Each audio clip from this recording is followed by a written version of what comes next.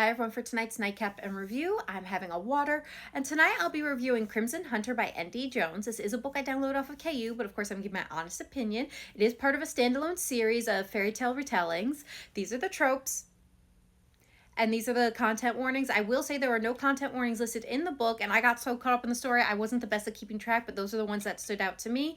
I did enjoy the book and gave it 5 stars, so what's it about? So this book is about Oriana, who is the matriarch of Steelcross as well as a Crimson Hunter. She lives in a society made up of witches, werewolves, and humans. But things are wrong in her society. Following the War of Eternal Hunger, where witches were able to reclaim their freedom from under the patriarchy of werewolves, things have now swayed in the opposite direction, and they are now under a matriarchal society where witches are at top and werewolves now have restrictions placed on them for the safety of everyone. Such restrictions include rage disruption collars that are supposed to help a werewolf keep his anger in check, because if he were to lose control, the witches closest to him would suffer as a result, because werewolves actually crave the taste of a witch's blood and magic. So what are two parts of society supposed to do that need one another when one side is trying to fight off the temptation to hurt the other and one side builds cities and weapons to target the other? Now, Oriana is a young matriarch who wants to do something to make society equal for all and not just benefit some. With her werewolf mate Marok, who is of the clan of the Black Moon, at her side, they look to the past to bring about change for the future. But there are those plotting against them because of their fear of what the future might hold for witches under these changes. So will the future be bright for all, or are they naive in their hope? So what are my thoughts? Again, I'm giving this 5 stars. This was such a good book. This is the second book I read by N.D. Jones. The first one being Harriet's Escape. I gave it 5 stars. Definitely check it out. I really enjoy her writing style as well as the characters and world she builds. It's an amazing experience. The theme of this book was really fear and what people will do when they're scared. And in this society, everyone is scared.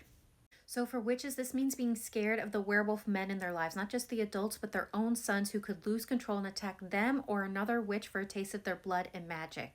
For werewolf men, they're scared of losing control and harming the witches closest to them. So what some of these families do to stay safe is to separate for periods of time or permanently. That combined with fear does not make for a healthy society. So some of these people, for safety, cling to these systems that benefit some but oppress another, and will even go so far to protect it by committing treason. Now, there were a lot of passages in this book that stood out to me, but this one was my favorite because it definitely points out people's fears, clinging to systems of oppression because they benefit from it, and how any change, no matter how slow, is sometimes just too fast because they don't want change. So this was my favorite, and I thought very appropriate for even this day and age, what's going on. So it's not about personal wrongs, but group oppression. We're products of the society, but where it's granted me power and privilege, it's granted you limitations and self-doubt. I may not have created this lopsided system, but I've benefited from it more than most.